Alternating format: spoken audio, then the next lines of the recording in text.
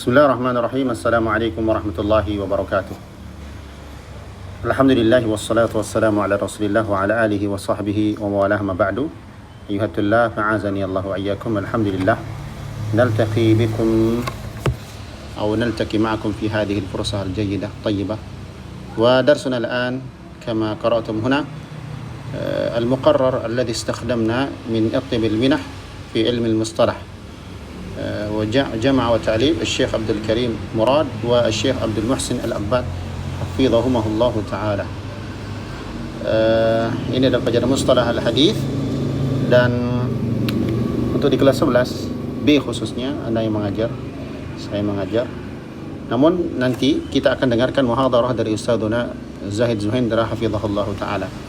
Ya, ini hanya idhafah, tambahan saja.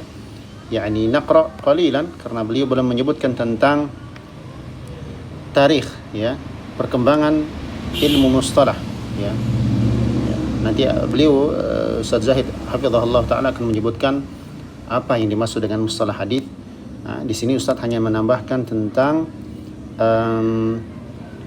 perkembangan atau kapan asal mula ya disusunnya atau ditulisnya kitab tentang mustalah hadis.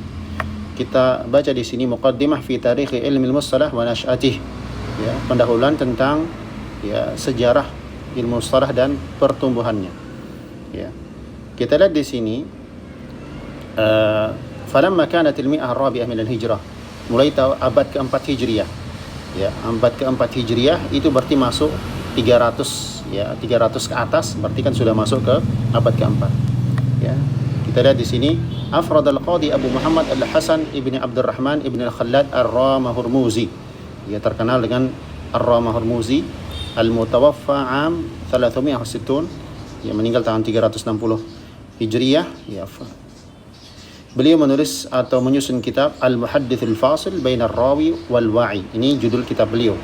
Ya. Kemudian tawassa'a fihi ulama.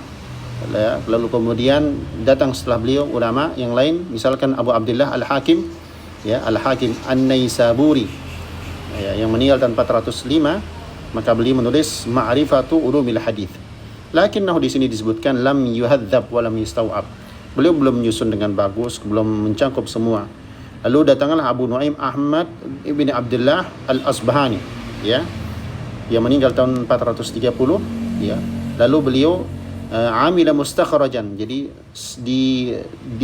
diambil intisarinya, ya. Jadi belum mencakup juga. Lalu datang Al-Khatib Abu Bakar Ahmad ibn Ali Al-Baghdadi, yang terkenal adalah Khatib Al-Baghdadi, yang meninggal tahun 463, arba'umiyah wa thalathah wa sittun. Ya, lalu beliau menulis tentang riwayah dengan judul kitab Al-Kifayah wa fi adabiha, dan tentang adab-adabnya Al-Jami'ul li adabi syekhi was-sami. Ya. Ini nah, para ulama menyebutkan, ulama setelah itu, wa asbaha kullu man ja'a ba'da al-khatib iyalan, mengikut, ya, mencontoh kitab yang disusun oleh beliau Al-Khatib Al-Baghdadi. Ya. Kemudian datang ulama setelahnya Al-Qadhi Iyad, yang meninggal tahun 544. Ya. Beliau kemudian menulis Al-Ilma fi Dhabtir Riwayah wa Taqyidis Sima', ya, atau Sama'. Kemudian datang Abu Hafs Amr Al-Mayaniji, meninggal tahun 580. Lalu beliau ada juz, ya, satu juz yang beliau beri nama Mala Yasa'uhu Muhaddithu Jahluh, ya. Kemudian setelah itu datang Abu Amr Uthman bin Abdurrahman Al-Murrah ibn Salah. Jadi Ibnu Salah, ya, yang singgah atau tinggal di Dimashq, Damaskus, al-mutawaffa sanah 643. Lalu kemudian beliau menulis ketika beliau mengajar di Darul Hadits, ya, kitab Ulumul Hadits Al-Ma'ruf bi Muqaddimati Ibnu Salah. Jadi Ulumul Hadits, ya, tapi terkenalnya nama kitab beliau Muqaddimah Ibnu Salah, ya. Jadi beliau di sini, ya, disebutkan amlahu syai'an fa syai'an wa'tana bi tasanifil khatib. Ya, jadi beliau Ibnu Salah memberikan perhatian terhadap kitab yang disusun oleh Al-Khatib Al-Baghdadi tadi, ya. Yang apa judulnya? Masih ingat? Al-Khatib Al-Baghdadi. Ya, kita lihat di sini.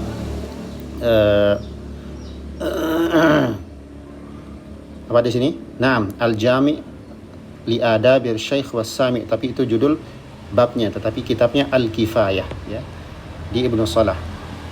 Nah, kemudian kita lanjut, wa hadza wa min anfa'il kutubil mukhtasar, dan yang paling, ya, kitab yang mukhtasar,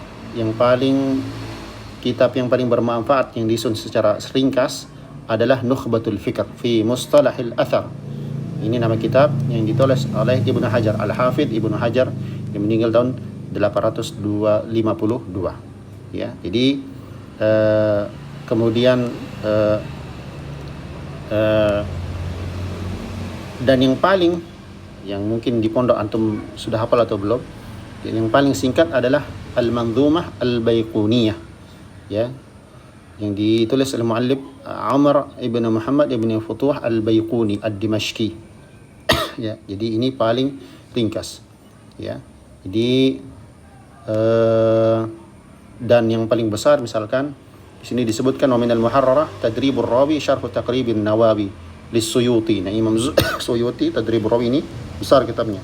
Kemudian Fathul Mughith Syarh Alfiyati Lis-Sakhawi, ya. Kemudian Tauhidul Afkar Syarh Tanqih Al-Anzar Lis-San'ani. Kemudian wa Qawaidut Tahdits li Jamaluddin Al-Qasimi, ya, wa Tawjihun Nadhar lil Jazairi.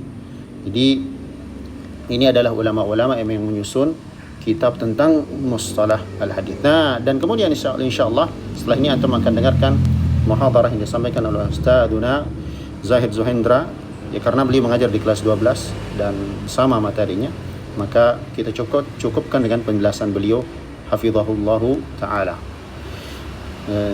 Nah, kita dengarkan bersama-sama dars yang disampaikan oleh beliau hafizahullahu taala. Assalamualaikum warahmatullahi wabarakatuh. Bismillahirrahmanirrahim. Alhamdulillahi rabbil alamin, wassalatu wassalamu ala asyrafil anbiya wal mursalin wa ala alihi wa sahbihi ajma'in, amma ba'd. Para santri, semoga Allah Subhanahu wa taala senantiasa memuliakan kita semua, dan saya mohon kepada Allah Subhanahu wa taala semoga Allah berikan kepada kita semua kesehatan dan keafiatan. Demikian juga dengan keluarga kita, semoga diberikan kesehatan dan keafiatan juga di tempat tinggal kita masing-masing atau di rumah kita masing-masing. Para santri, semoga Allah Subhanahu wa taala senantiasa memuliakan kita semua. Ya, sebelum saya berbicara tentang ilmu mustalahul hadits, ada baiknya dulu saya kasih sebuah muqaddimah, yaitu terkait dengan unsur-unsur hadis atau bagian daripada hadis. Hadis yatakawwanu min syiqqain. Hadis itu terdiri dari dua unsur atau dari dua bagian. Yang pertama ada namanya sanad, yang dimana sanad ini sendiri memiliki definisi, yaitu silsilatu ar-rijali al-musilatu ilal matni, yang artinya adalah rangkaian orang-orang, silsilatul rijal, rangkaian orang-orang atau rangkaian nama para rawi hadits, yang al-musilatu ilal matni, yang menghantarkan menuju matan hadis.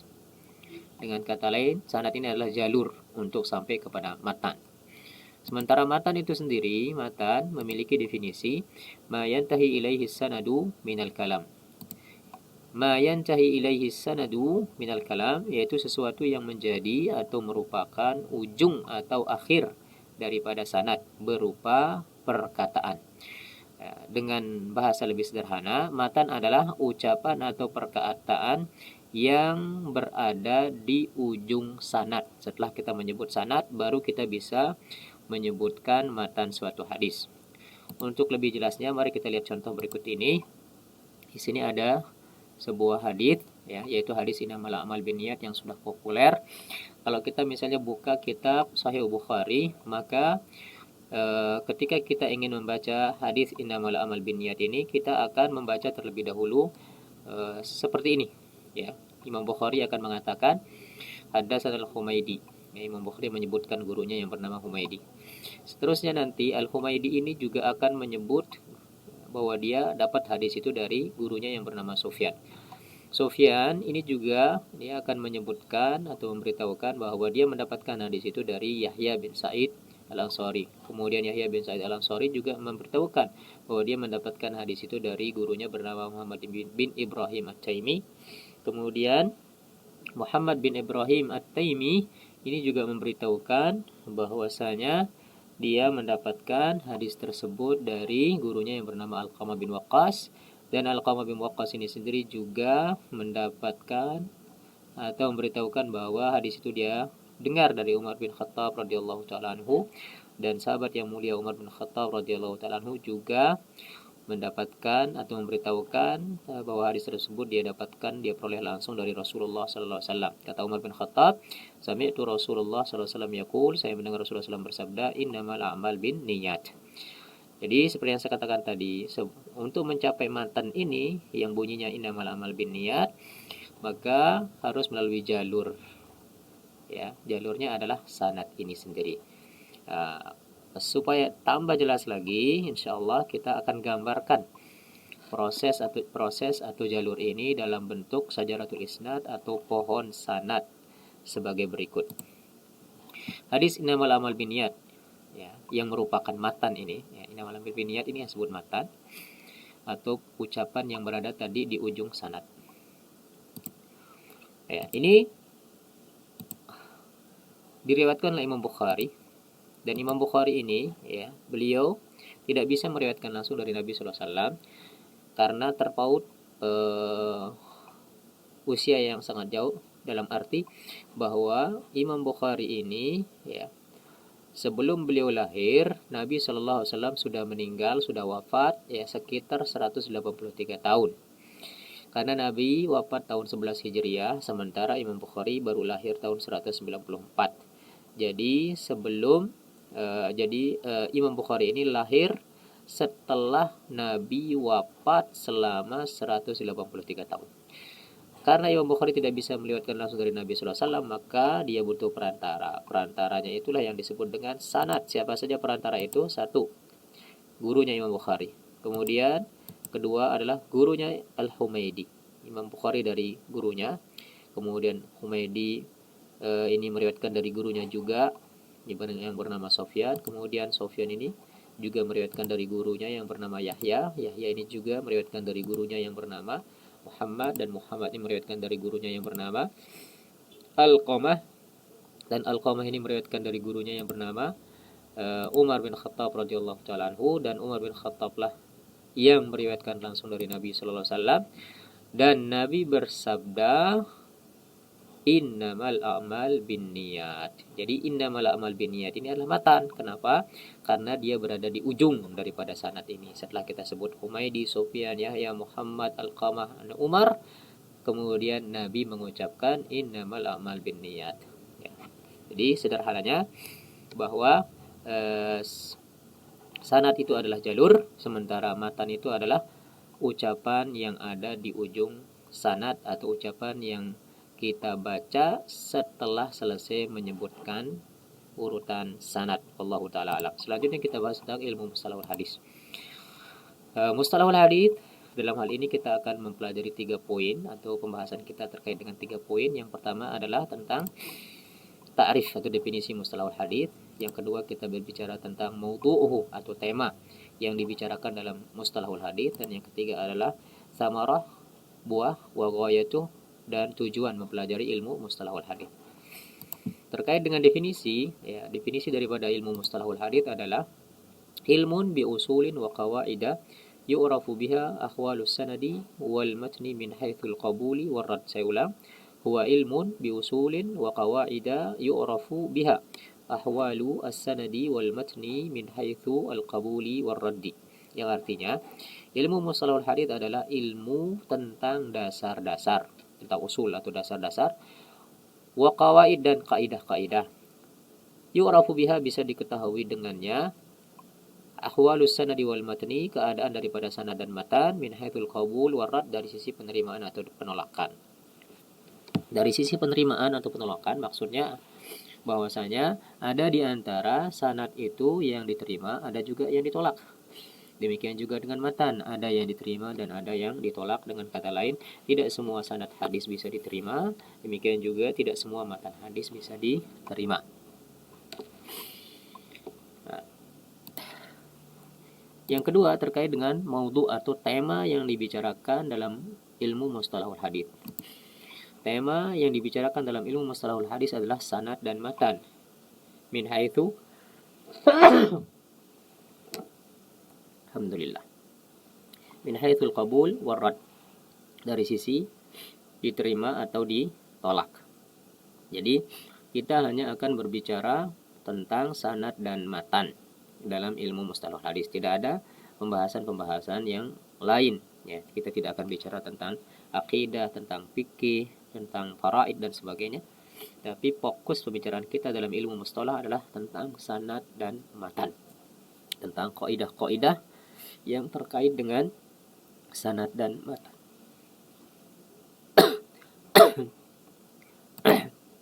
Kemudian yang terakhir adalah terkait dengan thamarah wa ghayah.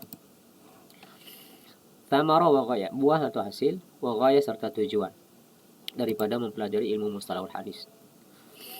Tujuannya adalah tamyizus sahih minas saqim minal ahadits, yang artinya membedakan yang sahih atau yang kuat daripada yang dhaif dan lemah dari hadis-hadis yang ada. Artinya, ketika kita mempelajari ilmu mustalahul hadis, mempelajari kaidah-kaidah yang ada dalam ilmu mustalahul hadis, mempelajari dasar-dasar yang ada dalam ilmu mustalahul hadis, diharapkan kita memiliki kemampuan untuk bisa membedakan antara hadis yang sahih dengan hadis yang dhaif. Yang sahih selanjutnya kita amalkan, sementara yang dhaif kita tinggalkan. Jadi demikianlah penjelasan singkat terkait dengan definisi mustalahul hadis, kemudian tema daripada ilmu mustalahul hadis, dan yang terakhir adalah tentang tujuan dan ghayah mempelajari ilmu mustalahul hadis. Sebelum saya akhiri, saya ingin titipkan atau membebankanlah kepada para santri untuk menjawab dua buah soal yang ada di sini. Yang pertama yaitu terkait dengan ta'rif. Ma huwa ta'rifu ilmi mustalahul hadits? Apa itu definisi daripada ilmu mustalahul hadits? Yang kedua, ma huwa maudhu' wa thamaratu ta'allumi ilmi mustalahul hadits? Apa tema dan buah atau hasil setelah mempelajari ilmu mustalahul hadits? Jawaban ditulis menggunakan kertas, kemudian dipoto dan dikirim ke WA guru mata pelajaran mustalahul hadits. Demikian yang saya bisa sampaikan, semoga bermanfaat, dan mohon maaf bila penyampaian materi saat ini terkesan terburu-buru karena memang waktu yang kita miliki sangat singkat, ya, hanya 13 menit ya, untuk mempermudah pengiriman daripada file video kali ini. Semoga bermanfaat. Wassalamualaikum warahmatullahi wabarakatuh.